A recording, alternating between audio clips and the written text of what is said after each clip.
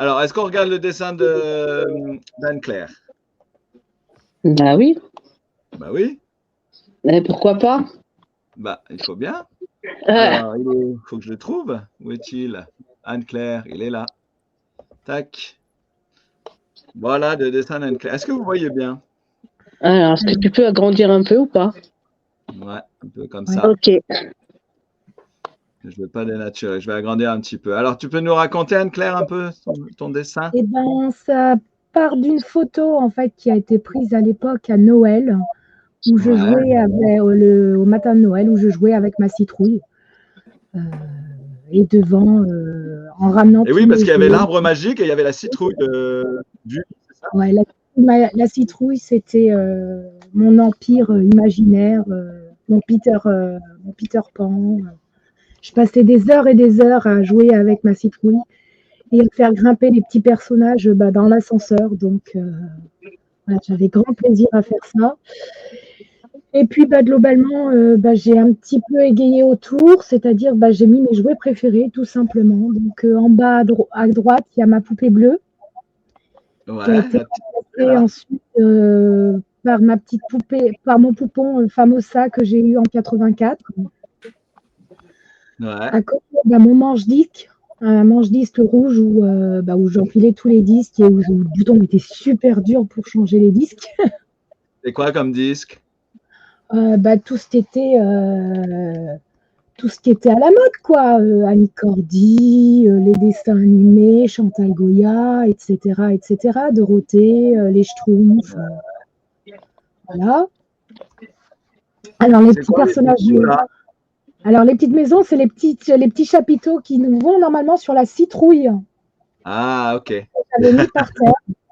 Les petits personnages de citrouille, bon, ils sont pas très très bien réalisés. Il faut dire que la prochaine fois, je prendrai un plus grand format, mais là, c'était une question de temps. Les oursons en peluche, ouais, j'en ai fait une petite tradition. À chaque fois que j'allais sur Paris, je récupérais des oursons en peluche. D'accord. Et puis, mes jouets préférés derrière, donc la fameuse télé en noir et blanc, normalement. Toi aussi, c'était noir et blanc. Ouais.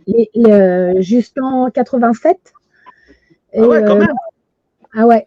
Moi, c'était l'exacte réplique de la télé dans le générique des enfants de la télé. C'était celle-ci.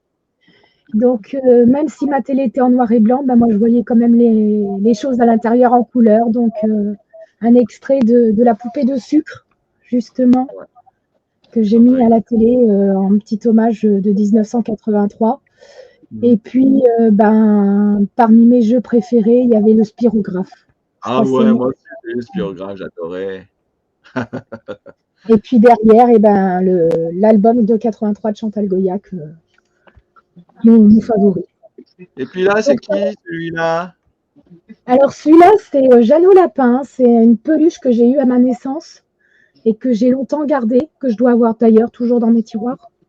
Et voilà, ouais. Donc j'ai pas mis toutes les peluches, j'ai pas mis tout. Normalement, dans les plantes, parce que derrière la télé, il y avait les plantes et en fait, on décorait Noël, on mettait les guirlandes, mais au dernier moment, j'ai oublié de mettre les guirlandes, donc voilà. Bon, c'est pas grave, c'est beau quand même, c'est très joli. Ouais, très bravo. joli. Donc c'est du A4 là? Ça, alors le format de base est un A4 et le format dessiné est A5. Et réalisé en pastel fusain Carbotello. Pastel, fusain et de Carbotello. C'est-à-dire que c'est entre le pastel et le fusain coloré. C'est un crayon un petit peu particulier, mais à la base, je voulais mettre beaucoup moins de couleurs. Sauf que après, je me suis laissée emporter parce que voilà. Ah, mais c'est bien, parce que tu as eu la télé en noir et blanc, il faut mettre de la couleur dans les dessins. Voilà, c'est ça. Bon, c'est super. Très joli. Aspicto, tu voulais réagir? J'ai entendu que tu disais quelque chose. Oui, je trouvais que c'était très beau. Le pastel, il rajoute une touche nostalgique en plus, je trouve. Oui, c'est ça. C'est ce que je voulais faire. Merci. Bon, super. Merci pour ta participation, Claire, c'est très joli. Ouais, et, bien, Claire.